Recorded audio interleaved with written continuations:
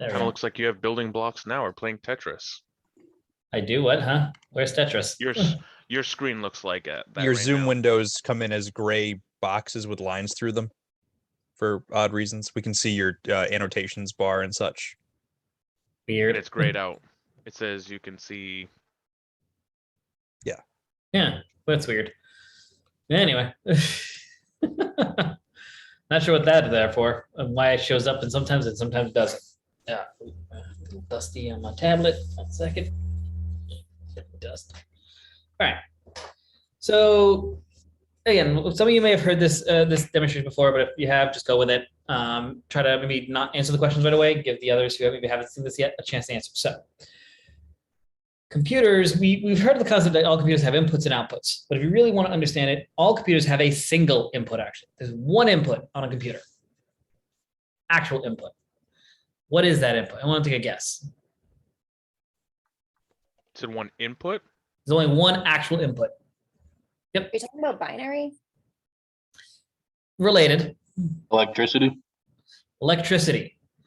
There's only one actual input of outside information to the computer that is actually something that is concrete. Any other inputs are still based on the electricity. So when I say input, you might think like the keyboard. But when you press down a button, you're actually triggering a circuit, which again is based on electricity. Without the electricity, your input keyboard doesn't work. You may think the input of the mouse, same thing. You're creating a conductive electric information. Again, without electricity, the mouse doesn't work. So in all computers, the single input is actually electricity. Is there or is there not electricity? And so the way we represent is there not electricity is with two symbols, 1 and 0, on and off. What's really interesting about that concept is actually, if you've ever actually seen a power button, the power button is actually the shape of the 1 and 0. The power button is the symbol 1 and 0. That's why we have that symbol there. It's the 0 and the 1. And the power button toggles 1 and 0. So that's great. Yeah, we can determine that there is or isn't electricity. Great. That's not much I can really do with that. Yay or no, yes or no. That's really all I can do. What if I was able to chain a bunch of those? And actually, there's something else I can do. Actually, it's like we know how to count numbers with like the decimal system, 1, 2, 3, 4, 5, 6, 7. We have those digits, and that's the decimal system. Have you ever done the unary system? The what? Unary system. I feel like that's been brought up before. It's not like I said. Some of you might remember this. Some of you might not. I might have done this for some of you, but I don't think I've done it for everyone. And if anything, it's maybe rusty. So, unary system. That's tally marks, right? Yeah. We can count with a single digit. How many numbers is that? What is that total? Right? I can keep going, 5, 6, and something we've done as humans to make this a little easier to understand is we've made it more syntactically friendly by creating the slide across, but it's still a single symbol. It's just on its side. So we have that, and then we can then move up from that and go decimal. We can go to binary, which is 2 symbols or 2 digits to represent it. And we're going to use the same symbols based on yes or no energy, 1 and 0. So binary says 0. Well, if we add 1 to that, we go to 1. If we add 1 to this, well, we ran out of symbols. So we carry it over, 1, 0. Add 1 to this, we have 1, 1, which is now 3. Add 1 to this, we roll it over, run to 0. We roll over, go to 0, 1 there. And now we can count, right? Now we can count. We have 0, 1, 2, 3, 4, and so forth. So now our computers, this system that can only take electricity of is there or is there not electricity, can now count and represent numbers. And with that, we can then do math. We can now compare and contrast things with mathematical systems. It's kind of nice. We can create calculators. It's kind of useful. But again, I wish there was more we could do with this, right? It'd be nice if there was more I could do with that. Well, if you ever send a message, and we've talked about this before, you can send a coded message, right? You can send a coded message using numbers, can't we? You ever done that before where A equals 1, B equals 2, C equals 3, right? Yeah. All right, I've done that as a kid. One of those iconic scenes where we've seen this before was the Christmas Stories Ovaltine ring, right? We had the item there, that little sequence in the bathroom, which I don't know why he couldn't do that. He had to, that whole scene was so weird to me, but so weird, but so memorable. But this concept, like, yes, we can find a way to represent characters as numbers. And so what the computer science industry did was we created something called ASCII. ASCII is a mapping of numbers to characters on a keyboard and everything from the space bar to in space to a line return, which direction, that one, to a line return, to double quotes, to exclamation points, and then A and even A as well. And so we were like, hey, you know what? We can represent these items in numbers, which again, we've already said, we can represent numbers in binary. As such, I have to remember the actual number, but where did my binary go? Oh, expand. There we go. So it's going to be really an interesting little bit of fact is that the A symbol, so A, the binary for A, so the number for A, let's get rid of all this. The number for capital A is 65. Kind of random feels, right? Feels random. And the character for small a,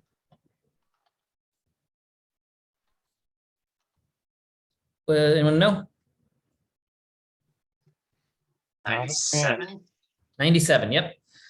For a little bit of interesting reference, the number for Z or capital Z is 90.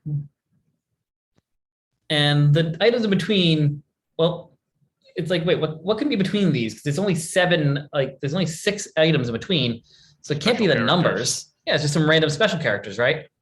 Correct. Seems almost kind of like unnecessary. Like, why? Why do we have this gap? And why 65 and 97? It seems like, was there a reason for it? Well, maybe I guess it's just this is just what they decided. Take a look at this. The binary for 65 is 0, 1, 0, 0. How many there? 0, 0, 0, 1. No, not is it 1? Yes. That means B is 0, 1, 0, 0, 0, 0, 1, 0. C 1, 0, 0, 0. So you can see there that it's kind of nice. We have all this empty space between this one here and all this, right? Kind of convenient. Well, let's look at the binary for A. 0, 1, 1, 0, 0, 0, 0, 1. Aha. See the path? See what they did there? They just put bit 32 on Yeah, instead it's of just having it off. the difference between 32 is difference between the lowercase and uppercases. A single bit. So to change from a capital to a lowercase letter, when you do that to uppercase system or to lowercase methods in your languages, all the system needs to do is go in and switch a single bit, and it instantly switches it between the two characters. They actually used they actually used a little bit of brain power there to actually come up with this. There was some logic behind their creation. Mhm. And at first, when you see it, you don't see it at first, but then it makes sense. 0, 1, and then all these, and then, yeah, 65 was a great starting point because you had all this empty space there for it. And then 97, going from 90 to 97, putting that little gap with a couple extra special characters there just to fill the space allowed us to do this little fancy thing where now it's a single bit change to go from a capital to lowercase. Very intuitive. It was So probably again- easy. It was probably easy back then because you were doing assembly language and you were doing Yeah. these low levels that Again. you need to do that. This was intentional because, yeah, a lot of the old code was very bit based. So yeah, this made their as our life. We don't really care for this. This doesn't benefit us because the computers will do this for us. But back then, this was there for the developers to make their life easier too. So very, very interesting stuff to see that there was a lot of logic to this concept back then, why it was accepted. So now we have numbers, we have letters. That's useful. I guess I can send emails if I had the internet available. I could send messages, I could write up notes and stuff. They're kind of bland because everything had this kind of dark screen with the green text, right? Or white text. Like it was very bland kind of computer systems in the past. They were just kind of dull. But think about it. Colors are kind of cool, right? Color's cool. I like color. Well, how can I do color? Well, we're using a screen, and a screen has lights on it, and lights really are just a makeup of 3 colors of light. You have red, blue, and green. Wrong way. RGB, yeah. Yeah, reverse it. As soon as I wrote it, I'm like, wait, that's wrong. Red, green, and blue. Those 3 lights. And what we do is, in the beginning system, we had our white pixels on there. We were just having the full color on all 3, just blasting out fully. And when you have the dark screen, that means none of them are on. We're like, well, if I vary these colors and the strength of these 3 colors, I'm going to get different colors in there. So if I change the power or the strength of these 3 lights, I'm going to get varying colors. Mm-hmm. Well, I want to be able to represent that strength. Well, how do we represent the strength of anything? Like how strong something is in the real world? Typically 1 to 100, but if we're Yeah, talking percentages, binary, right? it could Hold be on. from 0 to. yeah. Okay. But don't go too deep. Yeah, you're right on the market. I don't want you going into computers like it's just again real world. We use percentages, right? Right. Yeah, we use percentages, either 0 or 100% or full percent, right? Mm-hmm.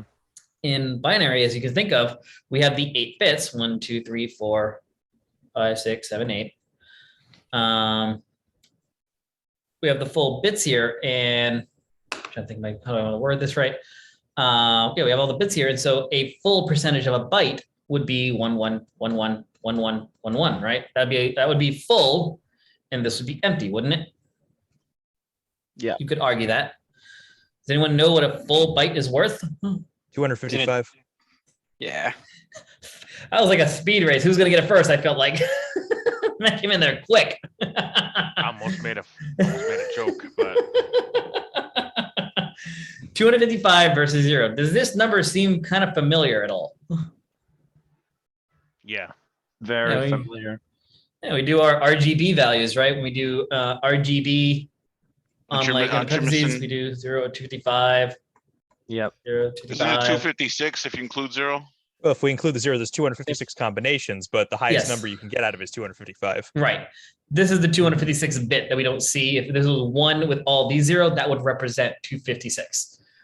Yeah, there's 256 combinations. That's why it's 256 color, because this is 1, and then 255 other values later gives you 256 different colors. I Or was different different options. options. That's an IP range. Yep. Exactly. Same It thing. Exactly the uses the same same thing. Yep. principles. That's a single how I know bit that. for every item of the IP address. Yep. Same exact concept. Older fixtures of the lighting industry used to use dip switches, which is the exact Ooh. same concept. So Mhm. from 1 to 9, I'm looking at this right now, just refreshing myself. 9 would be the value of 256.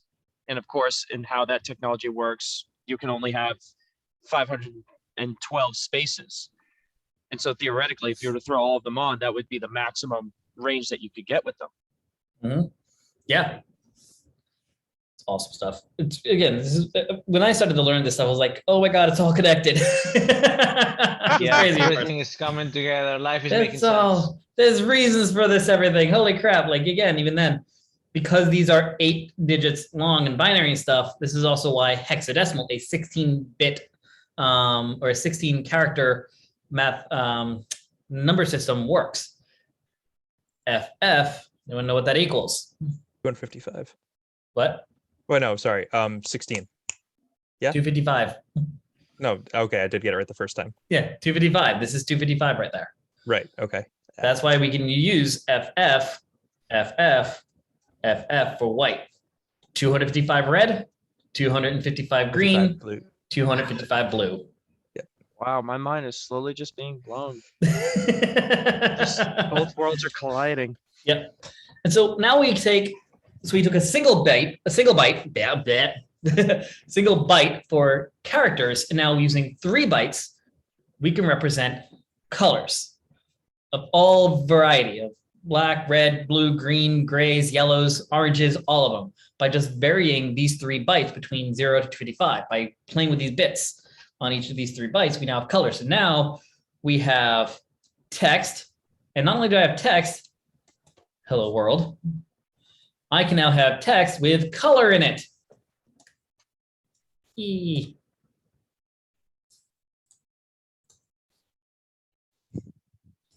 Look how fancy our computers are getting. Let's see, I have colors in my words. I now have colors and text and stuff. Well, now let's play around with colors a bit more, because I want to get more fancy. It's great that I can send colorful text messages now, which is fun. But if I take colors now, and yeah, a color by itself is kind of nice, but if I take a couple colors and I put them side by side, a couple dots of color side by side, I get what?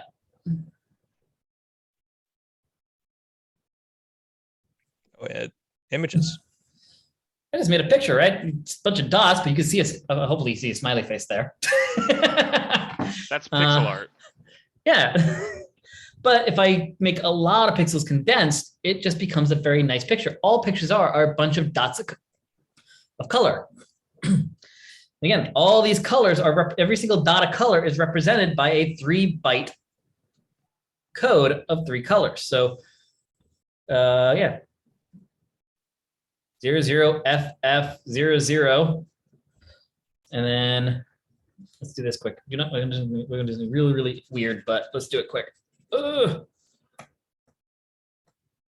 So 00000 0 00FF00 00FF00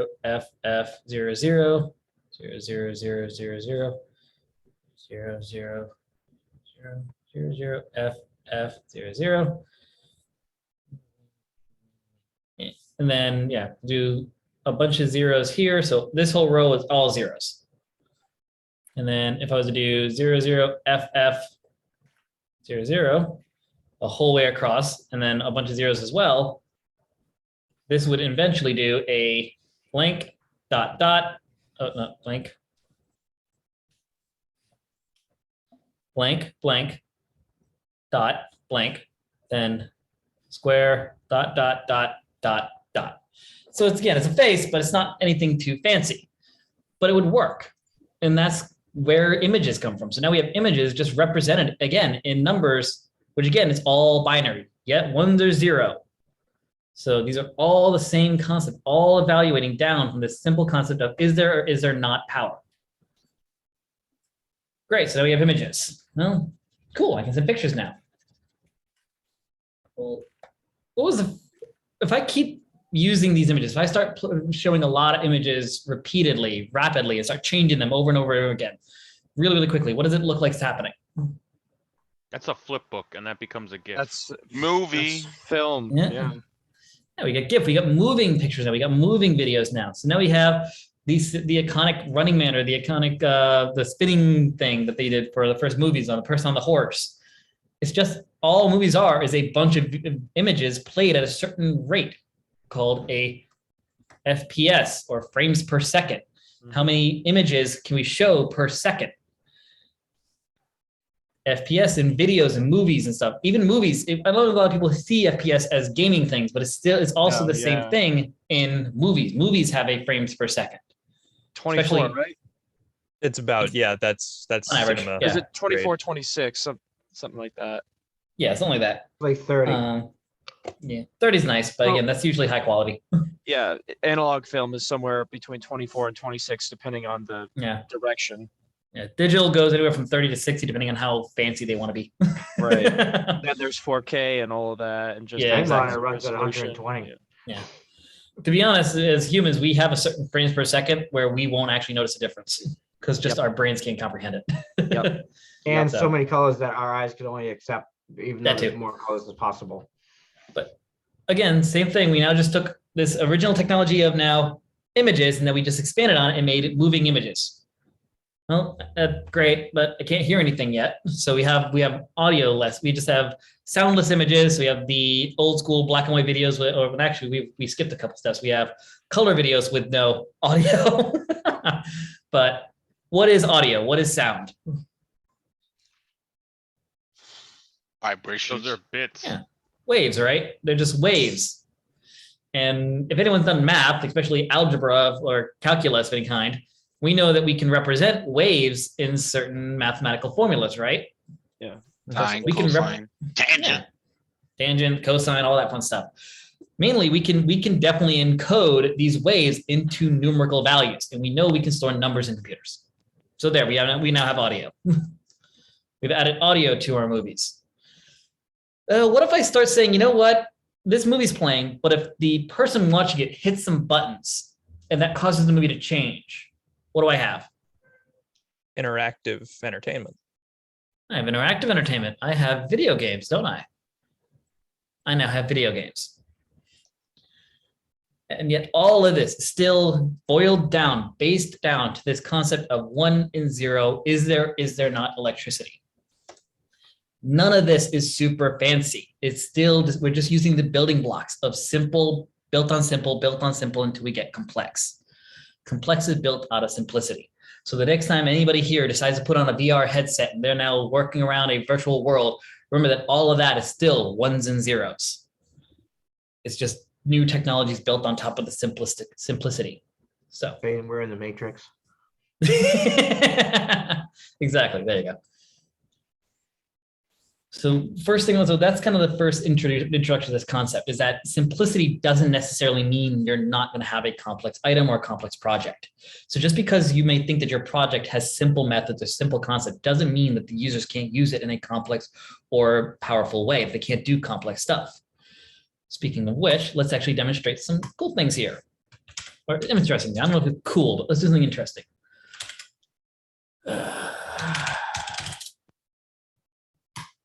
Twitter's a very popular website, right? Oh, cool. I'm not logged in on this one. People tend to use it, right? Broken. That's not the question. It is popular, correct? Yes. It's correct. So that's the main thing. It is a popular website. People need somewhere to go to complain. That's it. True. But let's think about it for a second. The concepts behind what makes Twitter work. So I just loaded in my system, right? I just loaded up Twitter. Where are you guys? Video panels. There you all are. Pretty faces. So I got all these items here, but these probably, if I think about it, in order to load these, what most likely did the site do based on your knowledge as a developer now? Based on RESTful APIs or RESTful systems. Get request. I just did a GET request for tweets, right? Yes. And at base level, I did a GET request for tweets. And we know that Twitter now, after being around for so long, there's a little bit more special sauce on it that's picking what tweets to show overall. But from my understanding, Twitter actually will show you everything if you keep scrolling. The only thing that's really fancy in here are the recommended, or the ads, those promoted stuff. That's the fancy stuff. But everything else is just a get of my follows. It says, hey, get all the recent tweets from the people that they follow and what they've tweeted. That's all it does. It's a simple GET request. If I decided that I'm going to post a tweet, I gave the answer, but hopefully no one of you heard that. So let's see. Be a fun one. Hello world. Let's do nice and simple. What is that? Post. Yeah. Anything fancy behind it?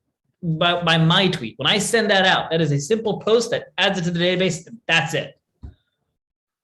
No fancy math behind that, right? It's just a basic. Not really. That's going to happen afterwards. People, well, I was to say it needs to let other people know that you did, but that can come later, though. That can be on a monitoring system, or another service can be one waiting and maintaining that and seeing if I even have anybody listening to my tweets. No one might have, well, possibly no one. I'm thinking it's pretty concrete. It's very unlikely that anyone actually clicked the bell on my name. So it's not notifying anybody that I tweeted. If anybody actually is monitoring my tweets with a notification bell, they're probably very confused right now. Like, why is he saying hello world? Because I do not tweet commonly. I think one of the last tweets I had was still when Google broke down. Yep, 2 tweets away. Jesus. Anyway, cringe. But it's just a simple post request, but all the other stuff is fancier add-on and other routes, other services.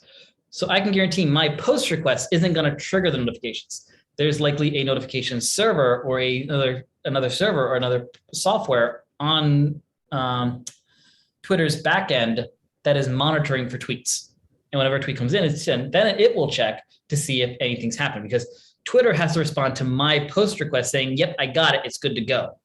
And again, you saw how quick that came back that my tweet went through, right?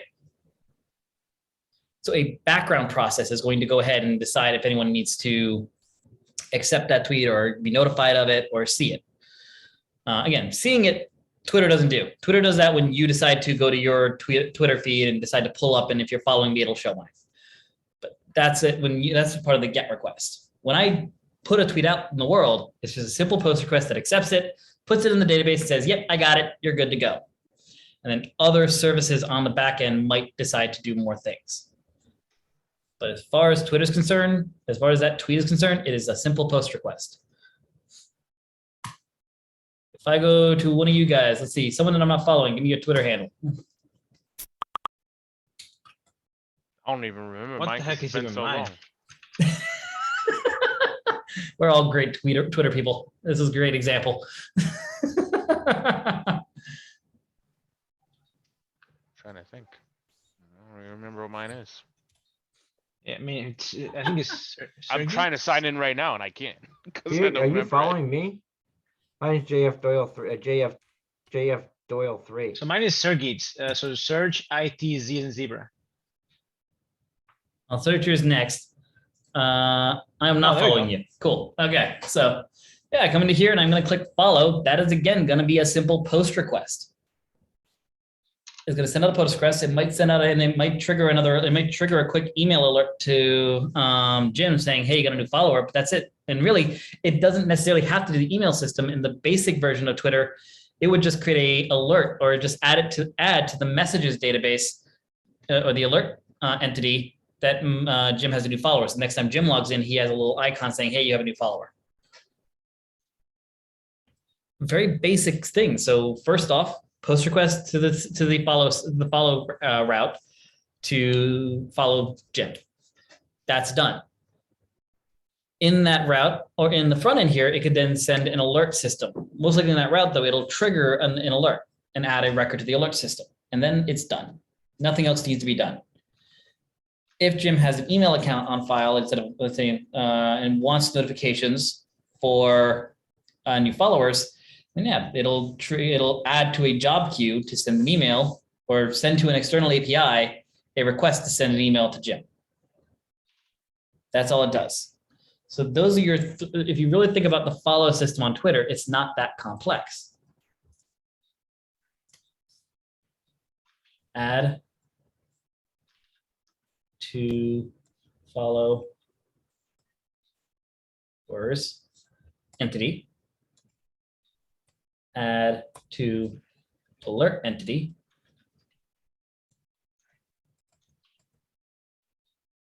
Send to email API,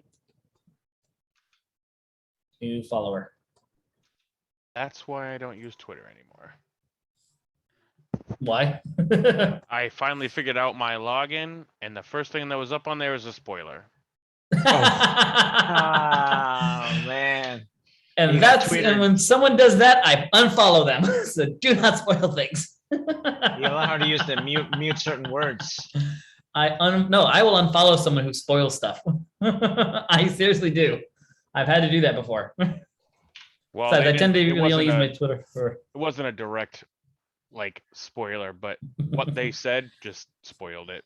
Oh, geez. Send to email API, new follower, and that's it. And it's just and again, this is just a post route. Are any of these things complex and fancy algorithmic concepts? At face, no. No, Not really. it isn't. You could do that, right? You think you could create this on one of your projects? I haven't done it already.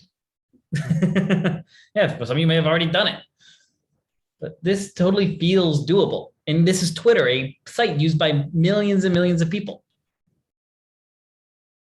The guy who replicated what Disney Plus looks like with React. So Yeah. There you go. Next up, here we go. One more I'll even do. Do one more site to really, and I just thought of this one. So here we go, Airbnb. Airbnb. I'm going to put in a location. Let's go to, where are we going? Somewhere warm.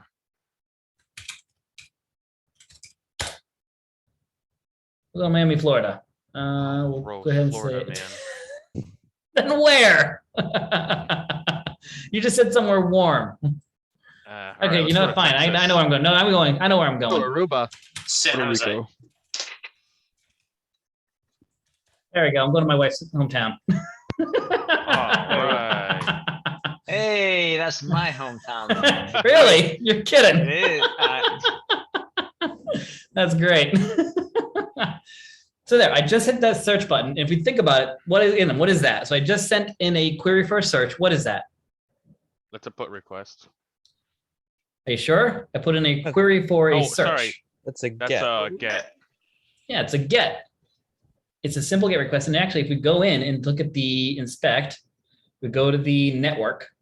It's probably actually not a good idea because they also do a lot of analytics stuff too. So it might be a bad idea. It's pulling all the images down. But that Oh, because they use React. they do. I just saw a React Airbnb. tag in there. Oh. All the images and stuff. Dang it. Pretty good eye. That was not a smart thing to go in here because it's all the images and stuff. So trying to find what I want to find, it's not going to be easy. There's a React Dev filter. Tools I was looking at right there. React Dev Tools. Cool. Yeah. Hmm. Yeah, I'm not going to use this because it's unfortunately all the image grabs and all the assets. Not really necessary. But yeah, if you look up here though, this doesn't look very different from what we've seen before in our rest things. We have the query tag, the question mark. We see the IDs and stuff. We see the tags and all these things here. These are just spacers. The spaces and special characters are not recognized by the browser. So spaces and special characters, use percent escapes. So you know how we do the escape character with the slash, like /n and stuff. This is what the URL does, percent escapes. So percent and then the next two items represent an image, a character of some kind. So just be aware of that. It's spaces. And all it is, yeah, it's a GET request with these queries sent to the API, and the API is going to use that to construct a SQL crypt or some sort of database query to then ask it for all the what do they call these again? Airbnbs that fit the item or the locations. Yeah, all the locations, not locations. What would we call these entities for each one of these? What do you call them? I know they're Airbnbs, but I doubt they call them an Airbnb entity. Home. No, they would probably be called properties. Properties, that makes sense. There you go, the properties entity.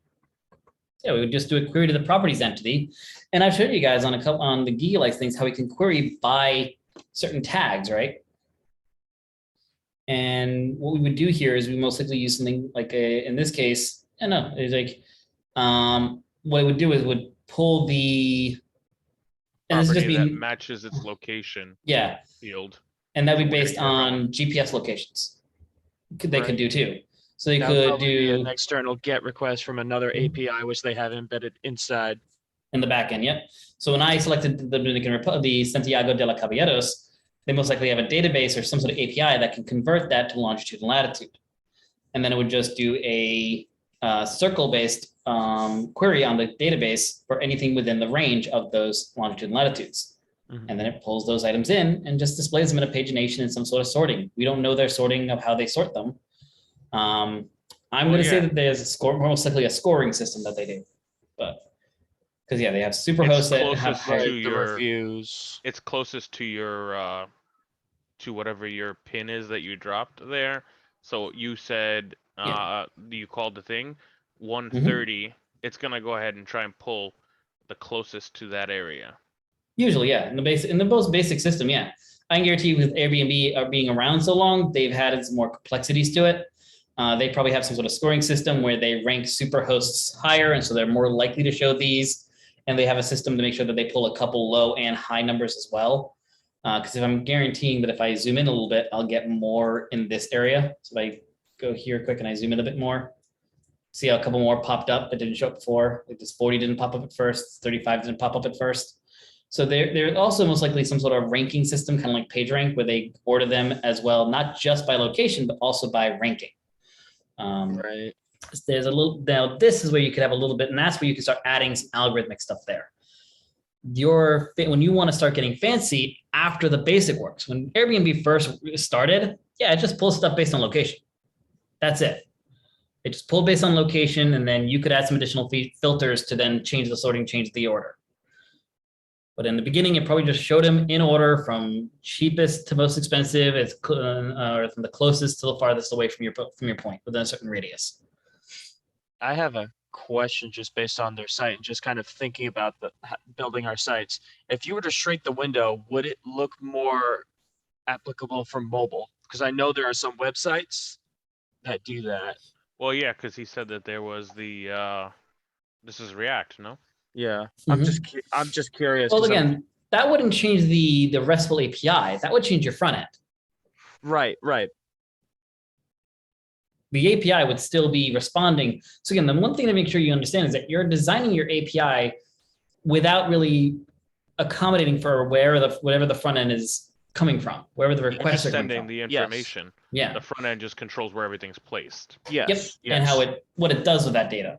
Yes. And how it displays it and how it changes 100%. So the RESTful API wouldn't care if it's a mobile or desktop, whether it's the website or the mobile app. It doesn't really care, because the two items are going to use the same API endpoint just and send the same data. Just how they get it might be different. Right. The back end's the same. It's just the different interaction of it. Yeah. Exactly. Good question. Yeah, in the beginning, when Airbnb first came out, the query to the database was very, very basic. Now that Airbnb has been around a lot more, they've had time to then develop their secret sauce and their more advanced API and their more advanced systems. So again, you guys are building your version 1.0. So starting with basic methods and starting with version 1 of Airbnb is just, you know what, pull the closest items to the spot selected and order them by distance. If they want to then change it by have it be within a certain radius and order them by price, then we can do that too. You'll pull all of them from a certain radius, let's say within a 5-mile radius, order them by price, and then paginate them.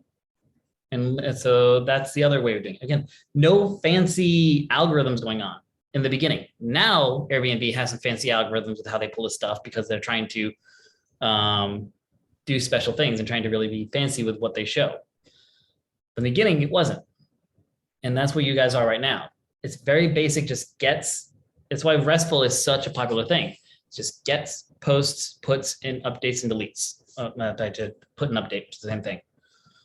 But it's nothing too crazy. And then you just add these queries. And no one's really saying that in your first version of your project, do you have to have some sort of super awesome, crazy algorithm? If you do, let me know, because we're going to patent that and start making money off of it. Career devs might want a slice of that. So yeah, if you come up with it, great, let me know. We might decide to do some investments there and see if we can create that business and make a business out of it. But in the beginning, no, you're not trying to create something super fancy. You're just trying to create something functional that uses basic building blocks to do something a little more advanced. So so basically, yeah, if you feel like your API is basic, that's probably a good thing, actually, because it probably means it works. The more fancy you get, the more likely it won't work, and you'll have to fix it. So when you're going to your projects, don't be nervous. You're like, this doesn't feel that complex yet. Where's all my crazy algorithms? I'm just getting stuff and sending it back. I'm just doing these basic things. Feel better? Literally what I had to stop doing is I need to move on to security, because I will just keep feature creeping until I am in a hole. Because you feel like you haven't done anything fancy enough, right? Not necessarily fancy, just beyond MVP functional. Yeah, but unless MVP functional works, nothing else matters. Yeah. If it doesn't work, it's not going to work. Again, last thing I'll show again, and I know I've shown this before, but it's important to show this, and it's one of the things that make me feel better when I create my first versions of anything. So there's the quote, and then there's a visual that I can give. So if you are not embarrassed by the first version of your product, there we go. Yep, the link. LinkedIn, founder LinkedIn. Yep, you're not embarrassed by the first version of your product you released too late. first version of on. Ready for your eyes to be burned. Ah. There you go. Wow. Yep. It looks like it's like this actually, I feel like they wanted to do a 3D out, but it looks like it's indented and I hate it. To me, it looks like it's actually Ugly indented. Amazon. My Yeah. gosh. It was just, that was it. That was the first page. You get the search system. Look at the computers we were using. Logo. Look at the logos that they tried to play with. I'm gonna Woof. fire one. Yeah. A slight Amazon update to 1987. Still kind of an eyesore, right? Look at this with the fancy tilted book image. Gonna be all fancy with it. Fancy. Yeah. Then remember this logo? Oh yeah. Oh, Yep. Oh yeah. The era of clip art was strong. Remember this logo? No.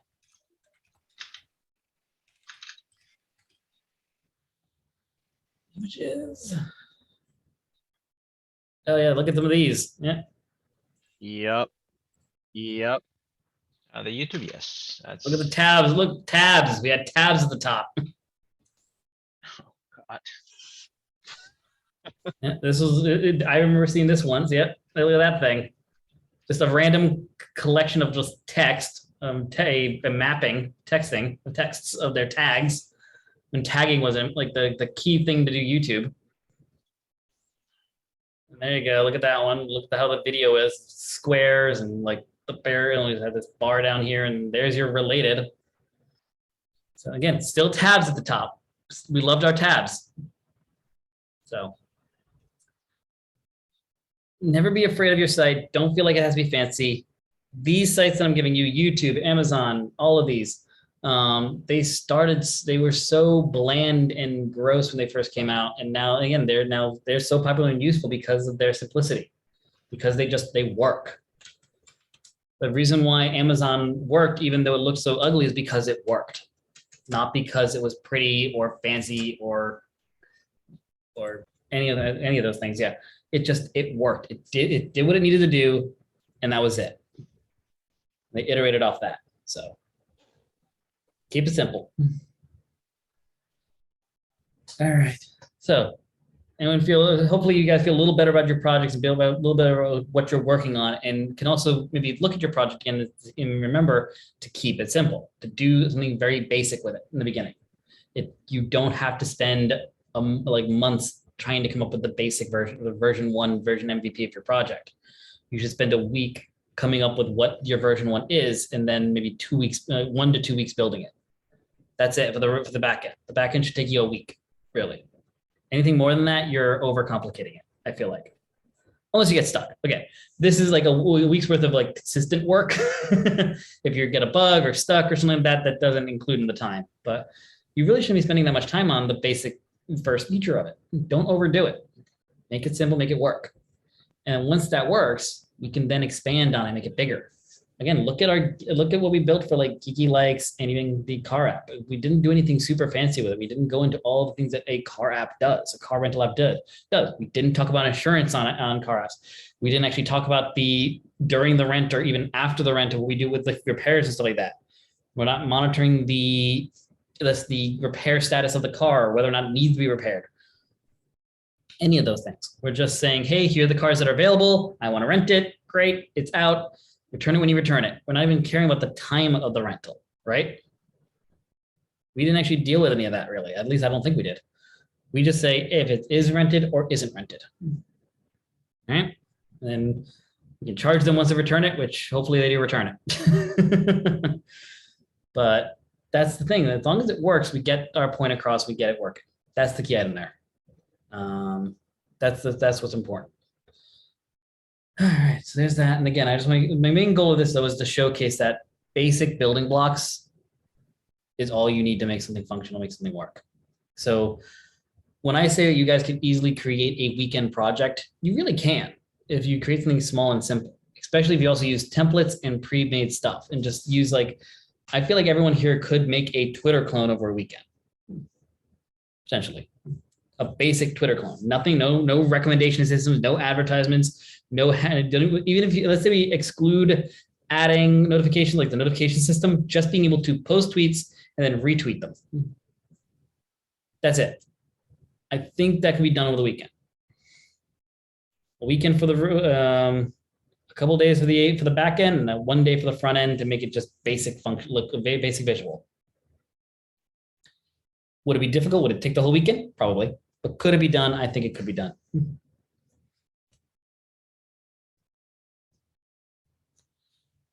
All right, so with that, we'll take a quick breather to get a glass of water, and then we'll do a little bit of React, and then we'll call it tonight. But hopefully, again, like I said, if there are any questions actually about this, anything else they want to bring up, any other questions, the person who submitted the question that kind of led me to this, if there's anything that, if this didn't really cover what you wanted, let me know either private message or if you want to ask out here on the chat, you can, but any follow-ups to this?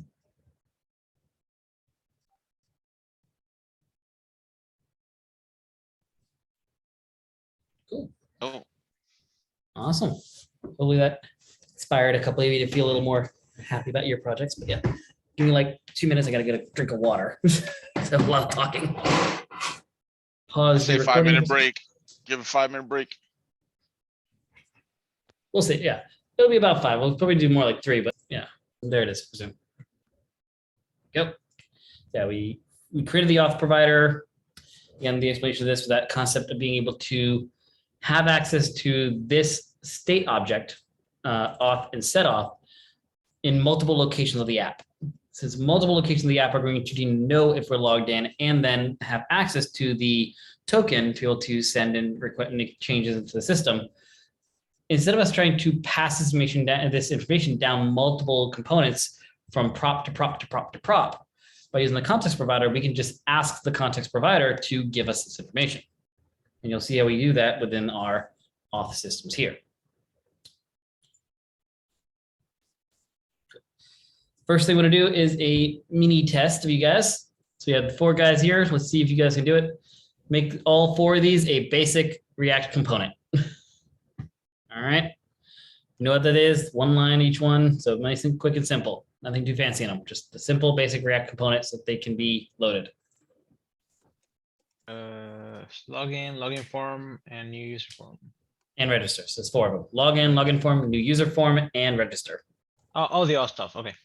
Yep, that's the auth folder. Yep. I'll let you guys have like a 10-second head start, and then I'll try to do it and see if I beat you.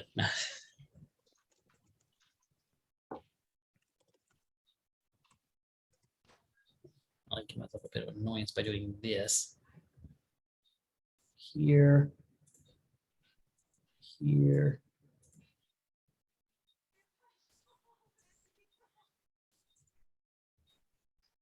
Down here.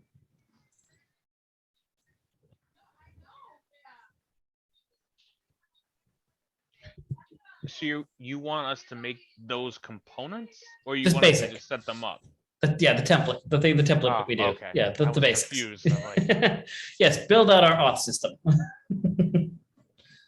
Just the basic components that we could load them onto the screen if you wanted to. See what we do.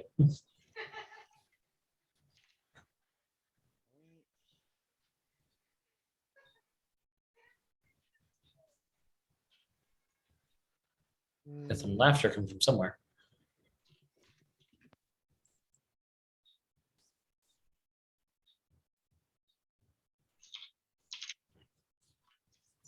Yeah.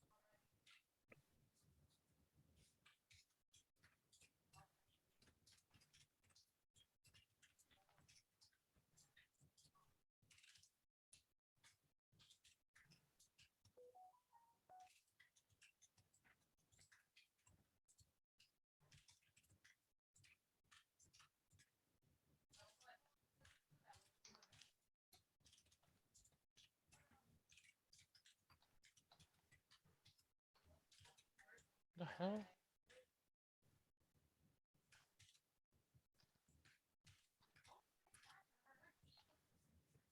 All right, got my 4. And who here cheated and used copy paste? I didn't even think about that. I did mine Yeah, last. I did for a little bit, How but dare you? Choose me of such things.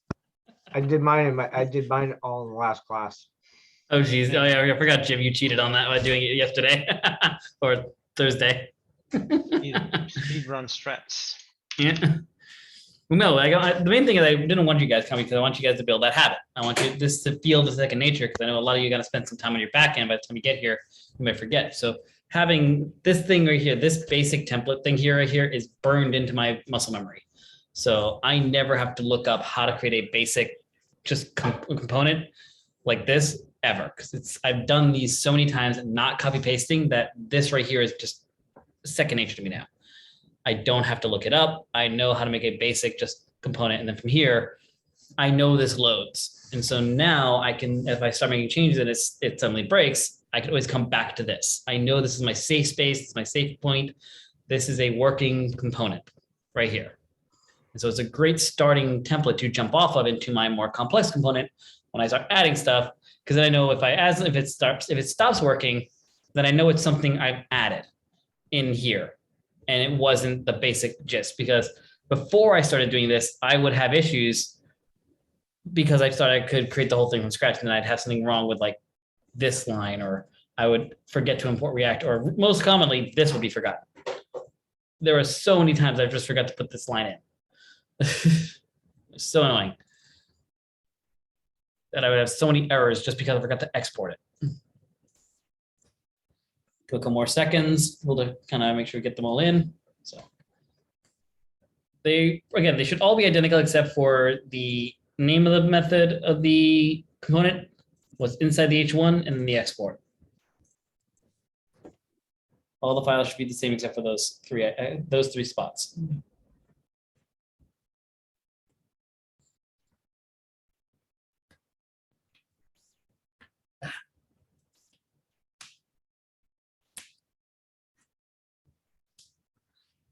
So give us a little bit of time because I know not everybody can type as fast as me. I'm aware of it. I thought Colmac would slow me down for a little longer.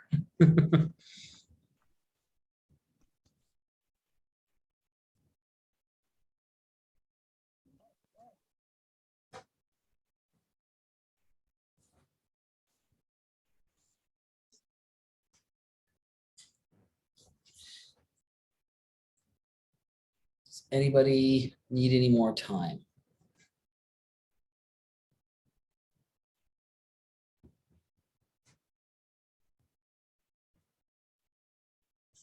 I'm going to assume everyone's good. If not, you had your chance to say it. There we go.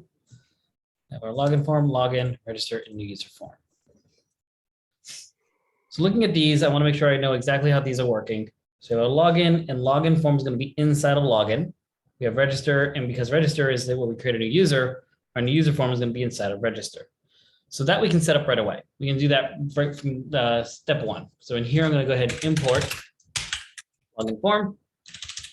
And with this item, we're going to go ahead and use also just to start, I'm going to use my container that we created in our last item 2, our common container. So import container, not that container. We call it container. Common and container. Oh, how dare you not recognize my container? again, container.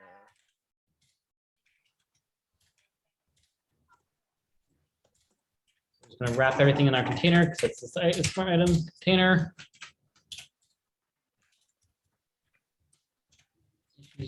There we go. Here inside underneath the login, we'll go ahead and bring in the login form. So how this screen should look, it should have say login and then login form right underneath.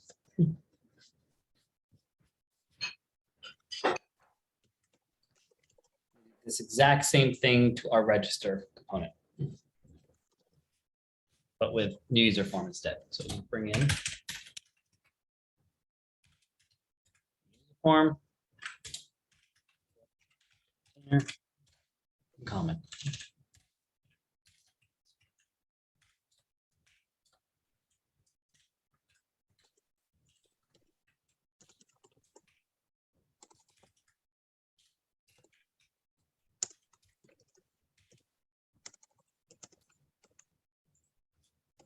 That's what we're looking at now. Stop for a second, you guys catch up. I appreciate that little troubleshoot you did with having to write in the import. I had to do that a few times last class. Ah, cool. No worries.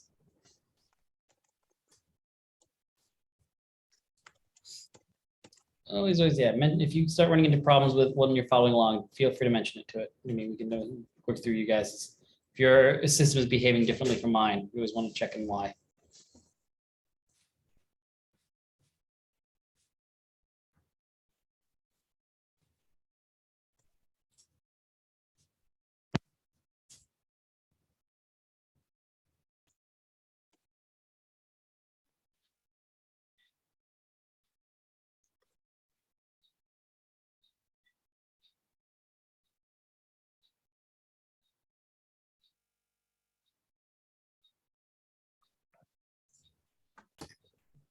Anybody need more time?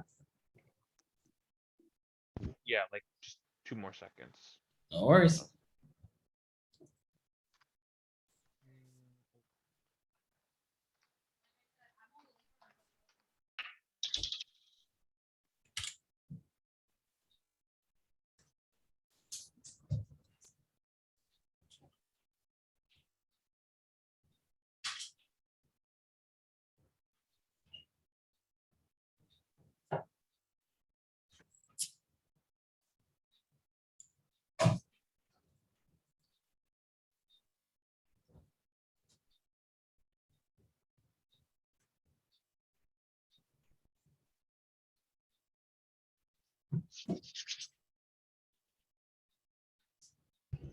Okay, I'm good. Awesome. Let's clean this up a little bit. Get rid of the login form for a second and the new user form. Bring that down and bring the register back up. So we're going to start with register actually, because login, we can't use login until the person creates an account. So login is kind of useless to start with. It's more smarter to start with register because that's the first thing a user's got to do, right? Before they can use our app, they have to register. So follow along with the user story. I need to register to my account. So first we start with the home screen because we can't get to the register if we can't get to the home screen. So go to the home screen because that gives us access to the sign up nav bar. So home screen first, nav bar, and home screen first. Now our user can go from the home screen to our register button and click on register to sign up for an account. So now we're going to create our register system, but let's make sure we can get to it from our front end. So when I load up our router, go ahead. You said home, right? Kind of, but from the home is the nav bar. The home screen loads the nav bar as well, but mainly we need the router first. So let's go to the router first. And from here, we're going to add another route and load the register component. So let's go ahead and import register. We'll go ahead and give it the route. I'll call it register or sign up. What do you want to do? Sign up is Sign up. more like common, right? I think both are, but yeah, sign up. That element equals, then the brackets, we'll just load in the element, register.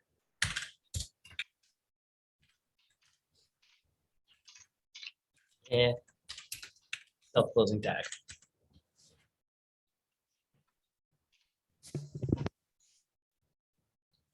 This should be enough to actually see something on our screen now. So now, well, maybe. What's on our nav bars? Yeah, we have this route. Do we have a sign up link on our nav bar? Not yet. No. Let's go to our nav bar and take a look. Yeah. So go to our nav bar. We have our fragment. We have the H1 style, the div. We have a nav button to root and a nav button to login. Not what we need. So let's do a nav button. What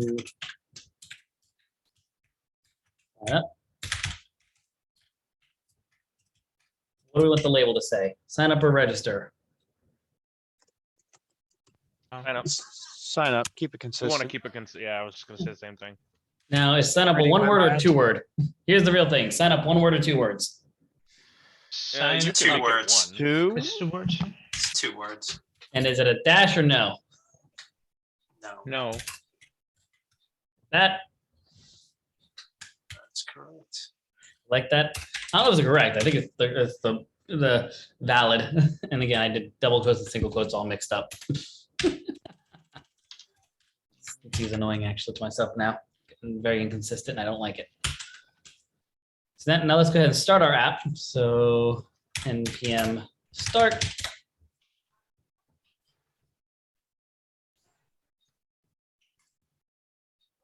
I have an app already running. I feel like for some reason sign up seems off to me.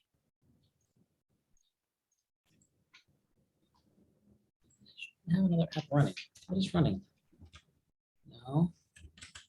Go to another website. Oh, I have it Yeah, already. this- It is already running on there. Great. I went to. Oh, I never killed it for the weekend. Have I had this thing running the whole weekend? Yep.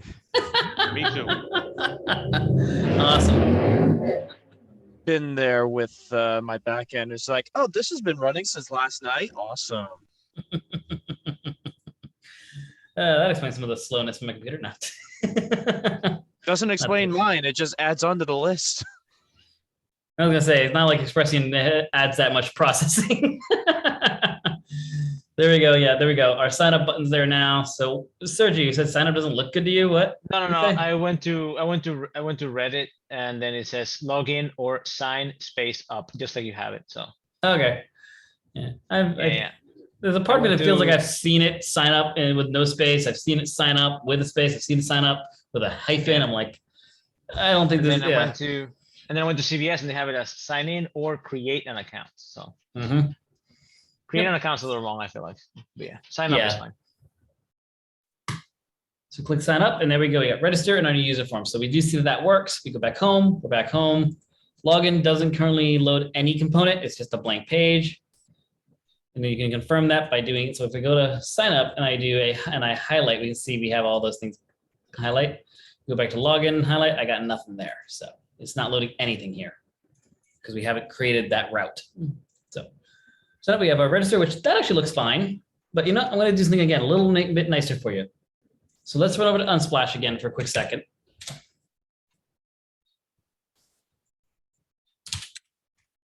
Road.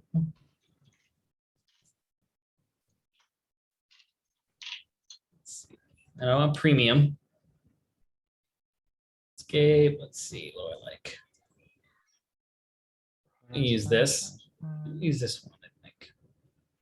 Download So what are we free. doing? I'm gonna give you guys the link to it. Zoom if you want to use the same image. So if you want to use the same image instead of looking for one yourself, you can do this one. If you want to find your own, you can. I'm just finding another image because I want to show you a different variation on the splash. It's the system we created. Why we added our splash to the common system. You can use this on other pages to create like a header splash too. That's smaller. So I got this image. I sent you guys the link if you want to use the same image. If you want to find your own, you can, but I'm using this one. Finder. Go ahead and. Nope, didn't want to do that.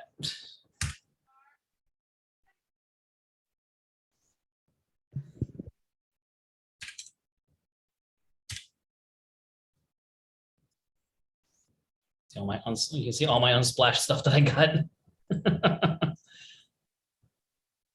And copy. Oh, I can't find the copy button. It's up there, whatever. Copy. Back to our project, and I'm going to paste it into my assets. It won't let me. Of course, I have to do it the other way. So Drag and drop. drag and drop. Yep, exactly. There we go. And now I can rename it to Red Splash. My register splash. Let's go back to the register. I'm now going to bring in the splash item. on a container. I'm going to load splash. Not like that. That. And just for a refresher, for anybody who maybe forgot, our splash item simply takes a style and the children and the image. That sounded weird to say it takes the children, but whatever. It takes the content components, it has an image and a style. So in our register, I'm going to go ahead and import the image.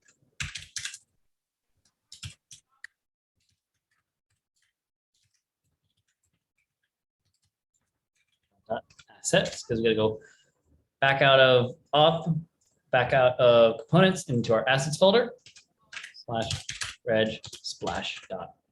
Is it a JPEG? Yes, JPG. Splash, I'm going to do image equals URL. Wait, do I do that? Hold on. I don't think I do actually. No, I don't. Okay. Do bracket. That. And again, if you weren't sure and you don't know why when I looked at it, I knew what to do, you can always refer back to the home screen to see how we did this too. Let's be aware of that. Yeah, pull that if you can, just pull it up again to see it quick. As we put that to the side, so you can see what we did here. Flash image style, we added the color for text right there. We might do the same thing, but at minimum, what I want to do is do style. I don't want the default height. So this is going to take a large amount of space normally by default, right? It's going to take like, what was it, 80% of the height, I think it was. What was our view height stat? Do you remember? For that one, we did 75. But I think you changed it to more like 80, 80? I think, Yeah. because you wanted it to move down a little bit. In this case, we don't want it to be that large. We just want this to be a small one. So we're going to do height. And this time I'm going to set it to, let's say, 20 view height. In this case, I could even set this to be a more static number if I wanted to. But for the moment, let's just see how this looks. Do that. And if I pop back over to here to my React app, that's not what I expected it to do. Why do I get the top image color? It's not showing up at all. Cover. Yeah. Right. Interesting. Not what I expected, but it looks fine. Definitely not what I expected, though. I'm not gonna be too picky about the image, but it's fine. What do you got going on, Matt? I don't see an image at all on mine. Could you go back to register so I can make sure I didn't mix anything up? No worries. Image, splash. Assets. Double check the, to make you understand what I typed in under here, make sure that this text here matches this identical. So if you have different capitalization, make sure it matches. Can I see the splash page when you have a second, Cliff? And 2 seconds asked first, so Sure. Yeah. what part of the image is showing might be different depending on your monitor. So you see it? I think so. All right, so you should attempt it. Here's Taylor on it. Hey, I got it. Cool. I'm sorry, I meant the class for splash, not the actual. Oh, sorry. It's all right.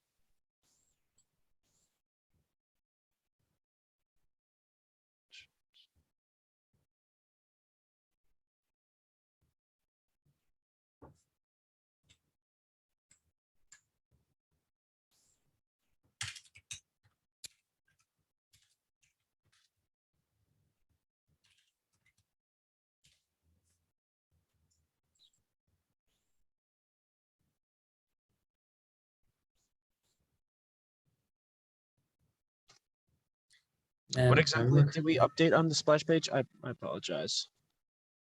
Sorry, what? What exactly did we update on the splash page? Nothing on Splash. We didn't edit anything here. Oh, okay. I saw splash for a second and I was trying to figure out what I missed. Just to remind people what props we needed. So we do know that we needed image and style, Okay. potentially.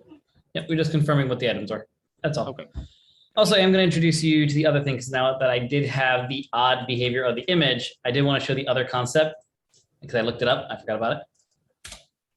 In the splash, we can add our default behavior of background position center. What the position does allows you to give it a location to focus on. And so the default is, I actually don't know what the default does by default. I think it goes left top. Then you can do left, where it'll focus the left side of the image. You can go right for the right side of the image, center, top, and bottom. So you can go in those. So by doing a default of center, this should tell it to focus on the center of the image by default. So now you can see I moved to the center of the image and now I have the road on there. Kind of what I was actually expecting. I didn't really want Where did you the sky. update that on Splash? On Splash for the default behavior. Because of this though, this might have messed up our home screen now. Right, because our home screen was doing the left top.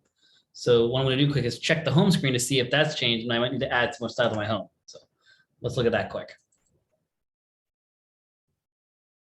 What do you guys think? I need to change anything, or does that look fine? We definitely see the red, You can the actually orange see more. of it now, so. Yeah, maybe we like this more actually. I think it's fine with center. I like it. What did you do? It was under background size. You did cover and Background position center. position. Feel free to play with that again with the images you pick for your site. Play with the position. If there's a certain part of the image that you feel like you want to focus more on, use that.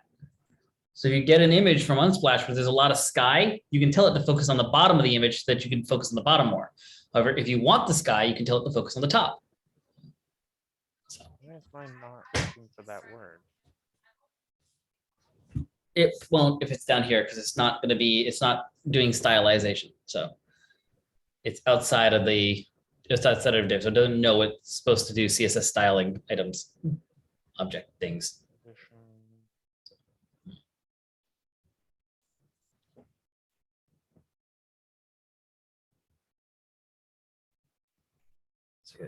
We add it here so that it's the default behavior, but if I was to add it here, it would override. So that allows you guys to override the position if you need to.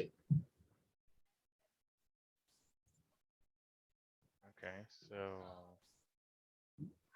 that All changes good? my home? No, I didn't. No, Yeah, I'm I asking like- did it oh. change mine? Right, right. It, Yours it didn't, probably because I did. don't have the same image as you.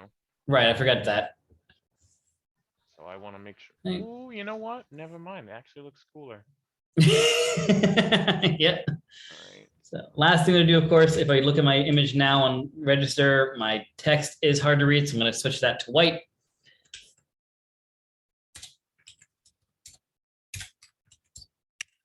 Lord. You're going to do it again, F hashtag, pound symbol, whatever you guys want to call it. One. Use the non-pure white, but white. There we go. And this one, I don't think I need the text shadow, so I'm going to ignore it this time. But again, depending on your image, again, you can always add it by pulling it from the home screen. So again, I gave you both variations of it. This is the corner version. This is the all-around box version. So all four sides of it will have a shadow. Which, Aaron, I think you jumped out on Thursday before you saw me add that. So that might be. Yeah, I interesting didn't to see see. that one. Yeah. So this one here adds a full black box on all four sides of it. So regardless of where it is on the image, and it's especially useful in moving pictures. This is very useful for that. I see. Actually, I think if you see on my screen, my home screen now that we've moved the picture around, you see the difference. So there's the coffee holders, has the all around, and this one only has the bottom right. Oh, See I the get it. variation. See how that works? Looks like subtitles. Very nice. So, like I said, for moving images, this is very, very useful. For static images, this tends to work. I've had to play with both, so I've had to play around with my stick shadow. Cool. Yeah, you guys can add it if you want. I'm not going to add it for this one because I don't feel like we need it for this one. Don't need to add. All right, so I'm going to stop for a second, make sure everybody's had the same item. So stop for a second on the sign up screen. Make sure you have your image. It's only taking up a small amount of the screen. So this is kind of nice because now every single one of your pages can have a nice kind of image on the top, which is kind of modern nowadays. Having this image splash on the top can be nice looking. Do you have to do this? No. Can you just use a color? Yes. But again, I'm just kind of show you something that maybe make you feel a little better about your apps. Feel like they're a little more modern looking. Maybe feel a little less embarrassed by them. But don't panic on this. Pick an image, no matter how it looks, just stick with it to start. Once it all works, you can always go back and change images later. Make it work first. If I couldn't get this image to look good, I wouldn't care. I'm going to just keep it just for the time being. I just want one. Is this my favorite image right now? I guess I probably could find a better one, but it gets the point across. I got a nice little road there, so I'm happy with it. Sound good? And most likely I'm going to use this image for all of my headers moving forward. You can, of course, use div images if you want, but just to speed up the class, for every page, I'm just going to use this header image for that moving forward. Even though it's called Reg Splash, I'm going to use it for all pages. Sound good? All right. There's some pixelation right there. No, I'm joking. You can use it. Nice. Oh, you updated register. Okay. Huh? I didn't even notice that you had updated. Oh, right, the color. Yeah, I added the color. Height, color.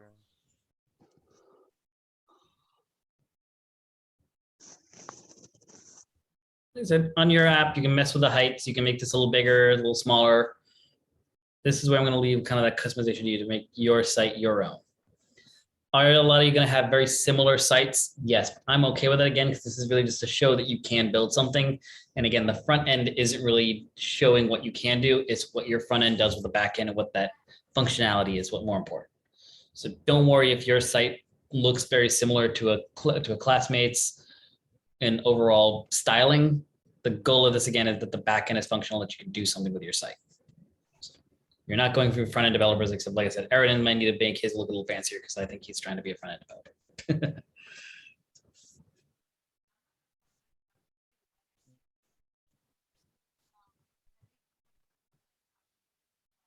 Anybody need a minute?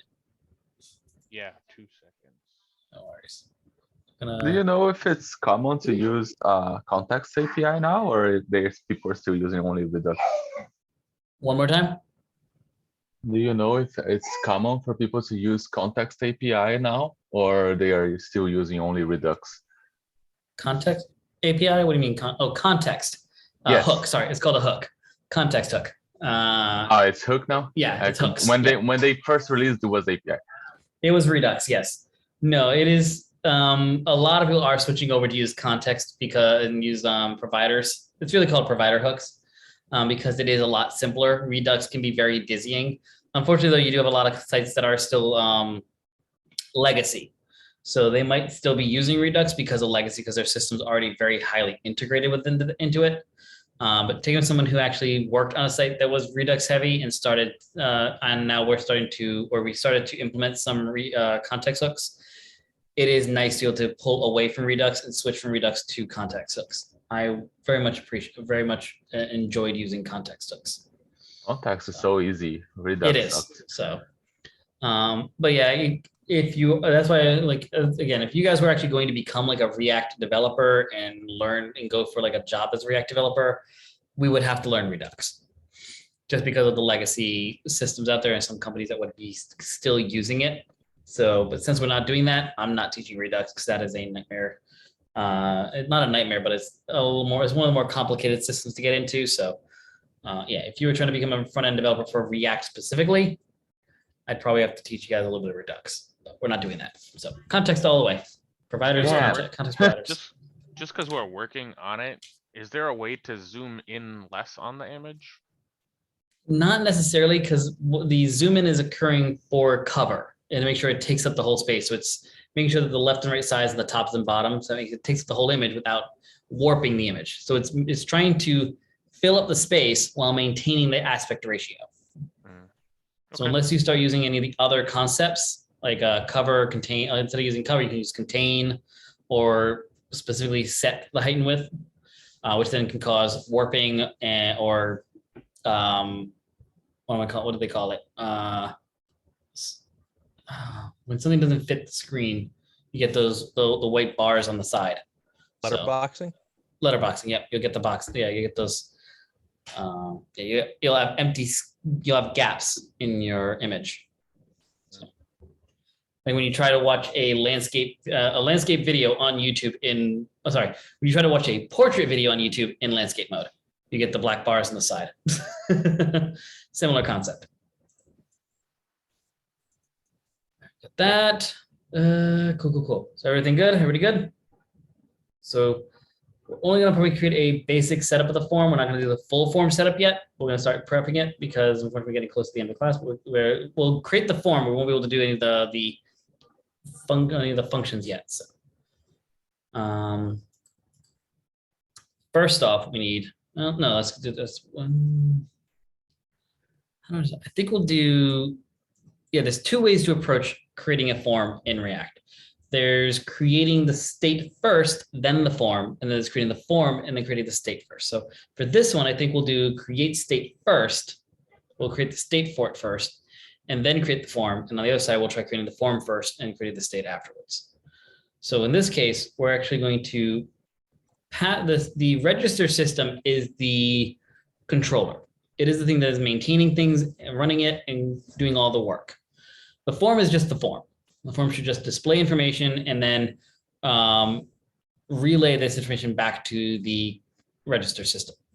So register is going to control the state. It's going to control the Axios commands, all the communication with the API. It's going to do all that.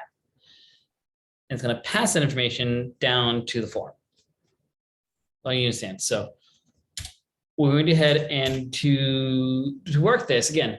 We're going to have a form that's going to constantly update and modify as people enter their information into the form, which means we're going to be changing state as the user enters information. They're also going to change the state when they click the submit button and moving from there. So we do need to use state now because we're going to have user interactions. So bring in use state. I'm going to create our state object. So bracket user.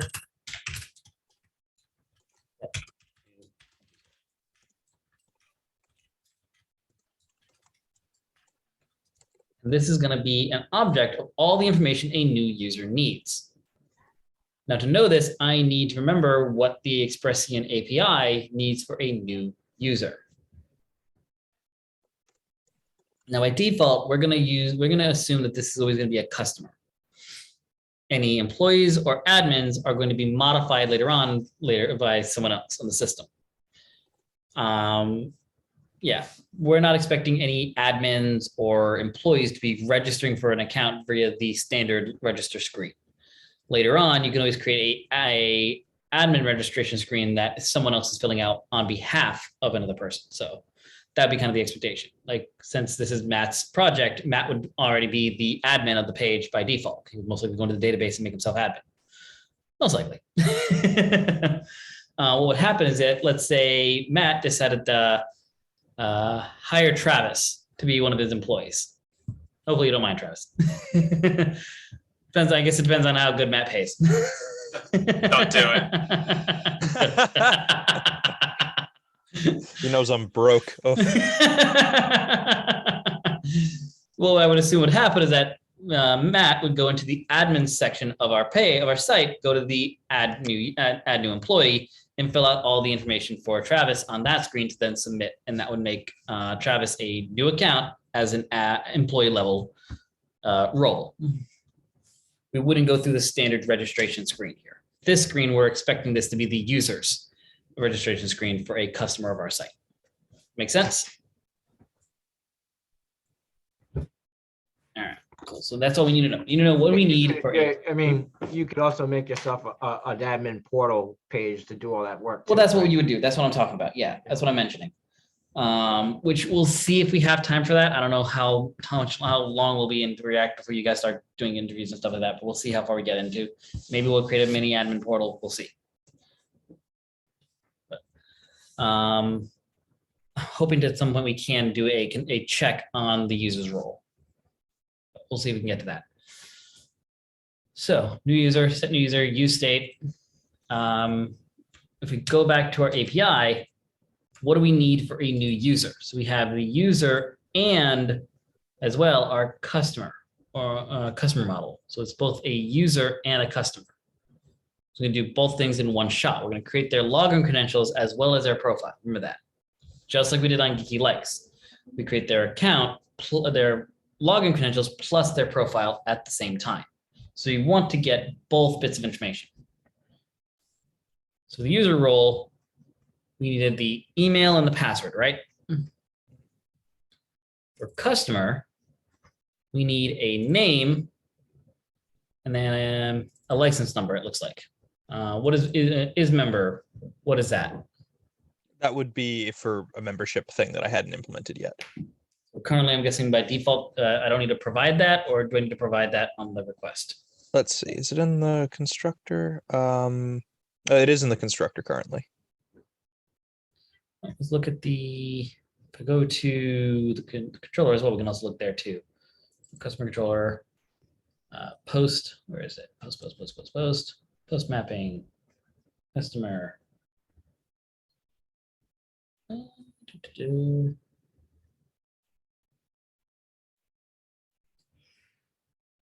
No, we could set it to, yeah, it doesn't seem like it's setting it in any way here, so it'd probably be smart of us to set it, but we probably don't need to ask the user for that, do we?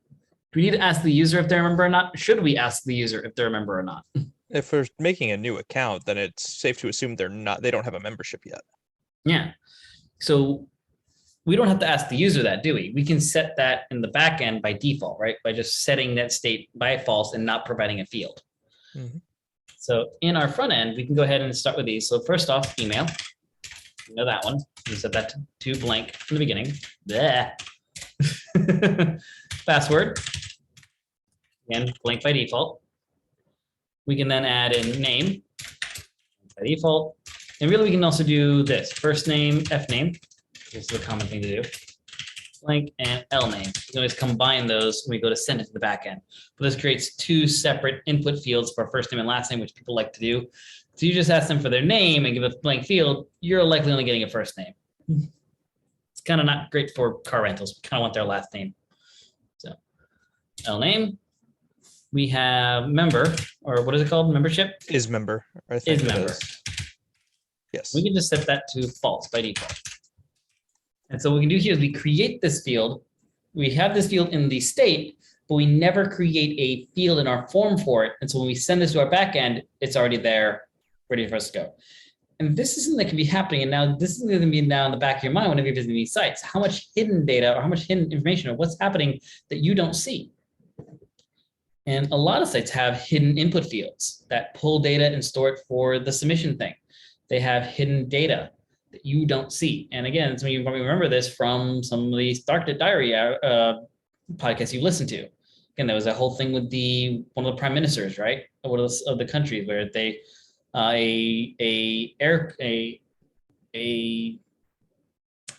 what's the term for that? Airplane company. An airline? Confused at what? Airline, thank you. An airline site, one of the airline companies, one of their web pages. Why did airline go out of my brain? One of the airline companies' websites, when you were looking up your flight, if you actually checked in the inspect system, you could see hidden fields where important information and personal information was there in the inspect element.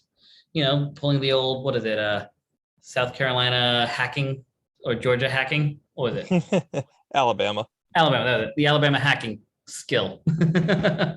So doing that, and you could find information. So this stuff is there, and it's interesting to think of that as a developer when you now go to sites, knowing that that hidden stuff could be there. It's very, very interesting.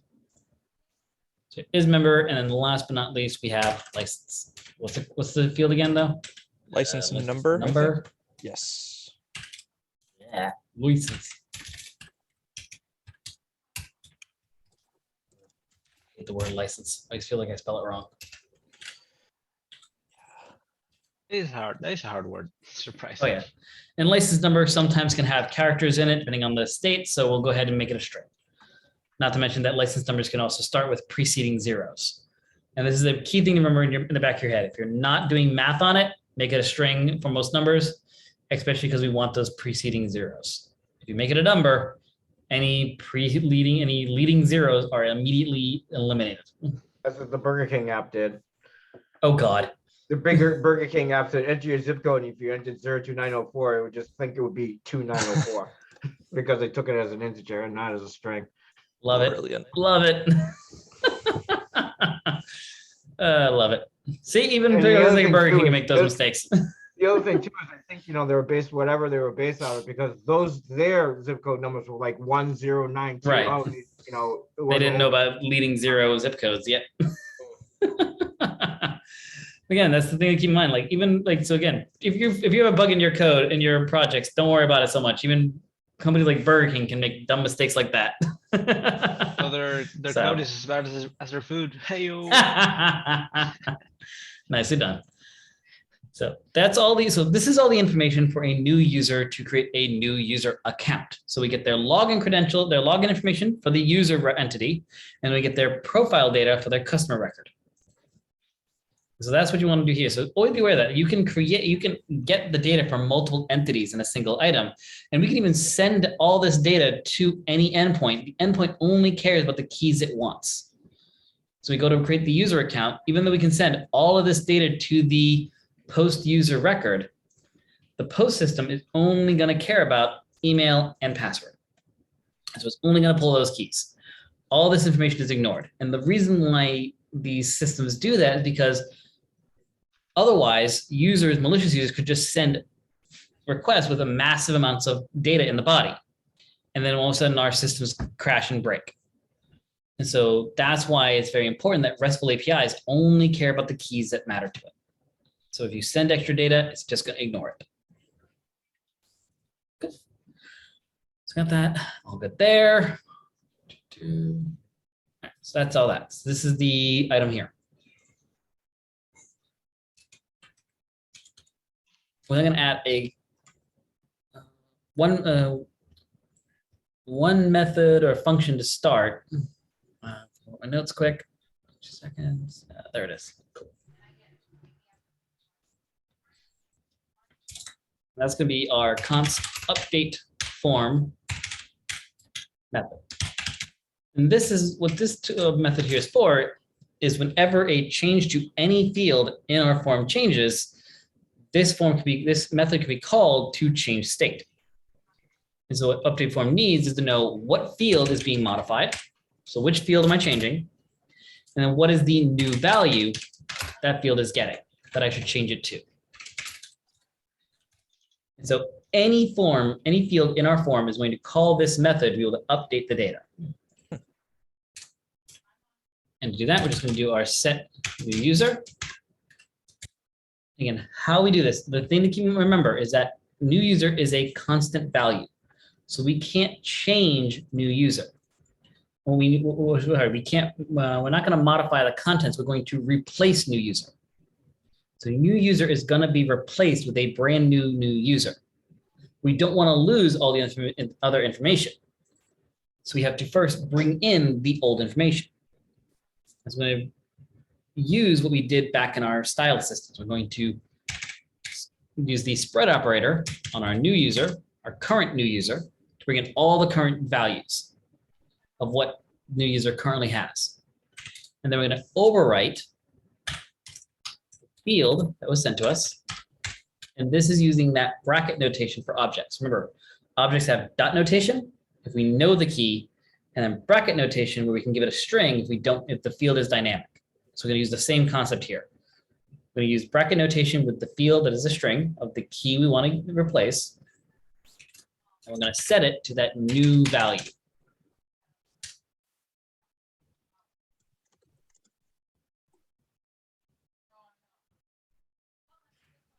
This is just how React works. And again, part of that is because we've seen before that when we create a object, if we change one of the keys or one of the values of an object, JavaScript doesn't see that as this changing, because this right here is storing a reference to where the data is. Remember that. We talked about pointers and with our nodes and stuff. Now that we've done a little bit with nodes and linked lists and trees and stuff, this is just pointing to a space in memory. If I change content in that space, new user doesn't change, does it? it's still pointing to the same location, isn't it? Right? Make sense? No. Good. I wanted to hear that. So, Sorry, I was still writing while you were talking. sorry. So if you remember correctly how variables work, especially objects and collections. New user, I'm going to try to start writing with a mouse.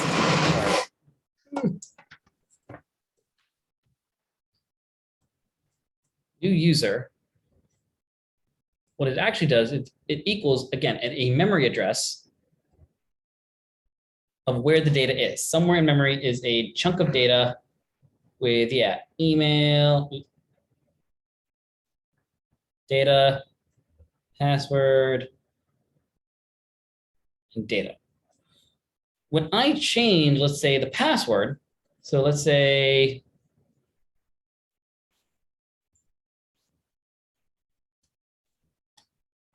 password was DO, and then the person types in the letter G to change it to dog. Great password, by the way. So then I change password to DOG. Has this variable changed? No. Why? Just to make sure we're on the same page. Why do you say no? Because you had said before that it doesn't change that, it replaces it. Kind of. This number here doesn't change, does it? The memory address doesn't change, does it? We're still, new user still points to the same information, to the same location, doesn't it?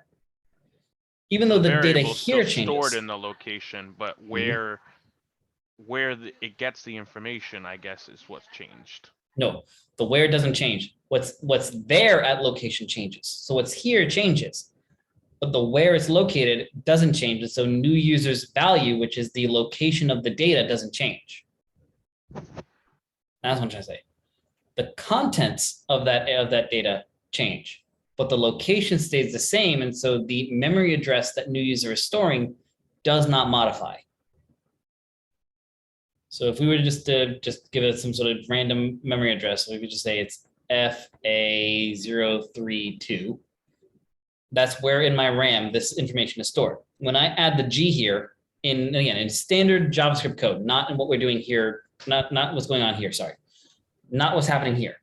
In normal JavaScript, if I was to create an object with email and password, and I entered password as DO, email something else, and then I changed password to be dog, or hell, I even changed it to be a whole different text.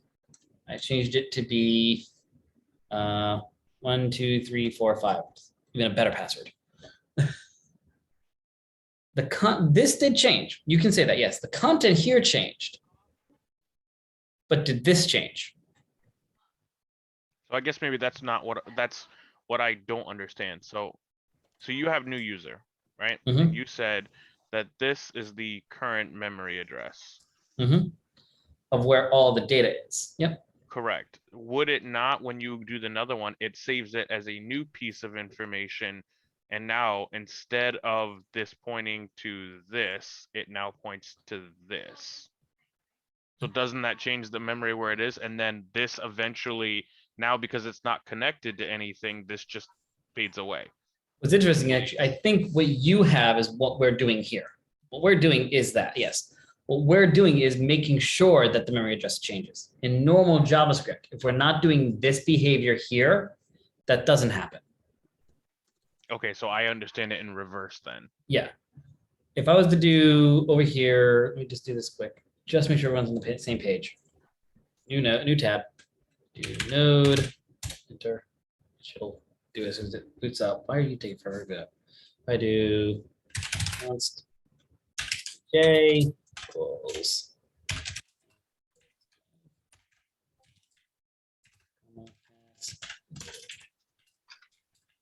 Constant is constant, and you can't change it per se, right? right. Correct, which is why you would point it at something different. You're not But hold on, changing hold the on. variable. Hold on a second though. Before you say that, yes, constant says you can't change this, but look what I can do. It'll be J dot pass equals hello. So but that's where fields come in JavaScript objects. That's why you have to make the getters and setters, because you can't modify the field But you can get the data that's there and change it and then pass it back. No. No, because again, if we make the field public, we can change it though. But that's why you So- don't want to do that, and that's why you make them private. Kind of. So they're inaccessible and cannot be changed. Kind of, but again, this is different because it's JavaScript, not Java. They don't really have that concept of public and private concepts. Everything is public in JavaScript, so it doesn't really click. The thing is, this is still valid. Const object is still valid because again, object doesn't change. I didn't change the location of this data. All I did was say, hey, where object is, where the content of object is, go to the pass key and change that to hello. But I didn't tell it to change the location of object's data. In normal JavaScript, this does not change, which is why the object can be const. Well, you didn't So- change the object. You so didn't you're add If I was any to new do- fields, right? You didn't add any new fields. You just changed what one of the Mhm. variables in the object has. One of the So you didn't values cha- in the Yeah, object. one of the Hey, values. that's what I was gonna say. So you don't update the location, you update the value. Exactly. Because now, if I tried to change the destination or the location by creating a new object, it's going to yell at me. So I do object, which is the const, and say, you know what, new object, name .obj. So I'll pull out all the original information, comma. Actually, I don't know if we can do that here because that's ES6, I think. We'll just do a new one. And So you can't overwrite it normally. I know that in the new one we're trying to do that, but in this one you can't overwrite it and reassign it. yeah, see that? Assignment to constant variable. And so yes, it's telling me that I can't do that because now I'm trying to create a new object, which has a new memory address, and assign that new memory address of this information to obj. Now I'm trying to change this. And now it's yelling at me. So my point of this is state looks for a change in the information in it. And so if I was just to change a value of this item, it's not going to detect the change. And that's why we have to give it a whole new object. So you get a whole new object. So that way set new user determines, oh, hey, this is a new object, a new memory address. It is new. I need to run register now, rerun this function to see if there's any changes to the visual, to the view. The reason why I can change it, of course, is because this is scoped. Be aware that the const new user is scoped to register. So when register reruns, it creates a new user again, a new constant of new user. We use const here to make sure we don't accidentally try to change this. So just be aware, the reason why we do this, we do const here, is if you attempt to change new user without using set new user, it's going to yell at you. If you were to do new user equals this new object, it's going to say you can't do that. So that's why we use const here. You could use let here, it's not going to make a difference. We do const here to make sure we don't, we use new set user. That's why, or set new user. But this is why we do this concept here. We do the object, we spread it out into the new user, and then give it the new field, new value, because we need to make sure we get a new memory address so that React recognizes that there's been a change. It's a bit dizzying, but I want to make sure we understand that we need to do this object thing where we take the object and we recreate the object by taking all the original data and then modifying what we want to modify. It's so If that you you- keep the fields that you didn't send in the information to do. Mhm. Because when you send a body, you don't have to put all the fields in. Exactly. Yep. And so yeah, this pulls in all the original data here, and then we only change the one we want, and we create a new object, and we're good to go. So this is, as long as, the main thing I will say though, as long as you understand that we have to do it like this, you're fine. As long as you understand that, we can move forward. If you definitely understand the main reason why we do it, the more under the hood stuff, great. But as long as you get from this, we have to do it this way, you can move forward. The more we dig into stuff, the more seasoned developer you get, the more this will make sense under the hood, the further you get into it. So if it doesn't fully make sense, do not panic. It is fine as long as you can understand this is how it must be done. All right.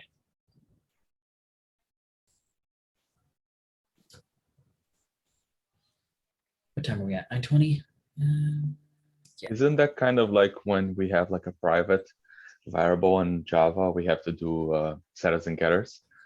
The set new user is kind of like a setter. Well, Yeah, set user I can see would that. be your setter. Yeah, I can see that. That could kind of work. It's not New a user is great the connection. getter. Yeah. Yeah, New user Yep. would be your getter, and set user would Yeah. be your setter. I like that. Yes, that is as good of an analogy as we can get to Java. It's not perfect because there's it's not the best behavior, but it's as close as we're gonna get. So good Get the look at previous that. Yeah, information and set getting set. with Yeah. this new information. Yeah. Yep. I like that. That does work. It's good enough. Awesome. So you got that. So we have our our state, and we have our update form. I will say, just to create the placeholder, we know we're going to need to submit this at some point. So we are going to create a on submit. But we don't know what this is going to entail yet. So we're just going to make the function, but just a placeholder for the moment. We'll come back to this later. We know we need to submit the data at some point, so we'll create the function for it, but we don't know what that entails yet. And it's not important to deal with that just yet because we have nothing to submit yet, right? So again, this is that concept where it's okay to set up placeholders so you know to come back and make sure you don't forget to do this. But it's kind of pointless to try to build this right now because we have nothing to submit. So until we built out something that allows us to submit something, it's not really needed to actually build this out yet. And so this is something that's really good that you can do and help to understand that it's okay to set up this kind of follow a certain flow as long as it makes sense to you. If it makes more sense to you to build this out now, even though we can't modify this, go ahead and do that. That's fine to do. For me, it makes sense to say, you know what? I don't want to submit an empty object. So I'm not going to build this yet. I'm going to build the form out first. And once I have a functioning form that can edit this data and I have something to submit, I'll then build my on submit function. So for me, that makes sense. If it makes more sense for you to build this first, go for it. Just create wherever you need right now, you know. Again, for me, it's just, follow a certain path that makes sense to you. What makes sense and what helps you to see what you need to make. So,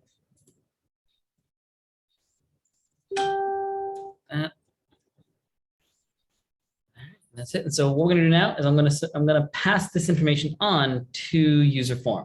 Even though I don't have prop set, even though this isn't accepting any data yet or expecting any data yet, I don't have to always go put the information there and use the information before I pass it. So here, I'm actually going to pass it first. So I'm going to say, all right, here we go. New user. I'm going to pass it new user.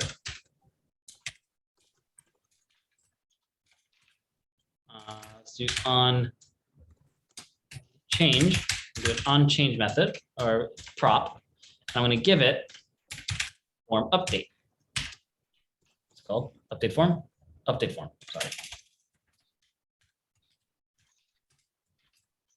With that function. So on change, update form. And last but not least, I'm going to give it on submit and give it on submit.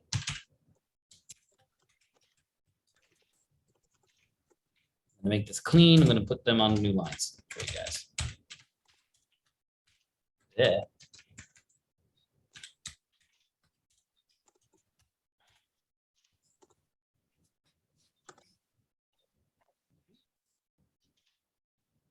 I think that is a good stopping point.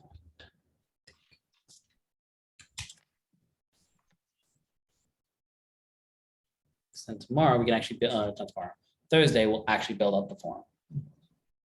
Or we got algorithms.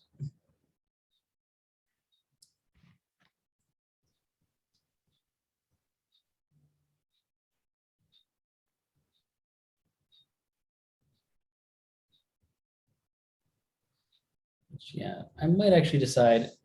I've been always setting the schedule too. I might submit. I might put out a poll tomorrow as well for not this week, for next week though, to see if you guys like the alternating schedule of React algorithm React, or if we want to switch it to more do React algorithms or algorithms React.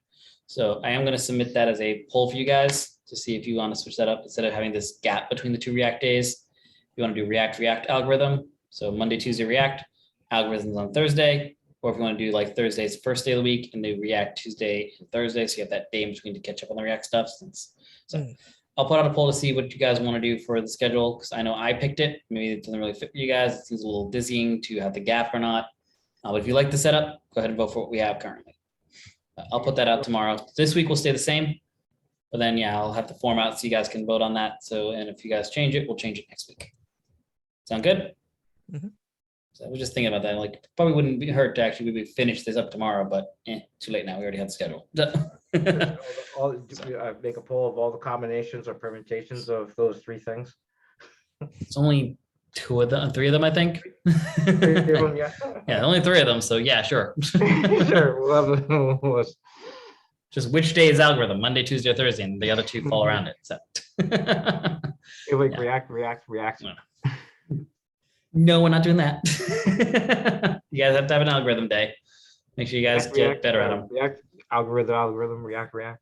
I think it's more important to do the algorithms, considering the fact that you said that there's kind of a test we would need to take, and React is not as important. Yeah, but your projects are. Having projects is key as well. 'Cause it's great if I get you through the test, but if you have no projects to show, then that doesn't help either. So as much as, yeah, if we had 4 days, they'd be cut evenly. Put it simple as that. They'd be cut evenly. So it's tough to know exactly which ones we want to put more time into, but that's why I'm also giving you guys the 1 hour in the beginning of class for algorithms every day. So yeah, we'll do tomorrow. So yeah, tomorrow will be algorithms. Thursday will be React again. If at some point though, like I said, if I do find you guys giving me a lot of algorithms to review because you guys are struggling on them, I may switch it and have to do an extra day of algorithms 1 week. So right now I don't have a lot of algorithms to dig into with you guys. So again, if you guys have a lot of algorithms that are kicking your butt, fill out that algorithm submission form. So if I have a lot on there to review, we can do extra days on it. Let me know. We need to do a lot more digging into algorithms instead of React. So use the feedback form, use the algorithm submission form. Let me know what you guys need. Any questions what we built? Nope. Awesome. Cliff, This do you have time to hang around after class? A little bit, yeah. Okay.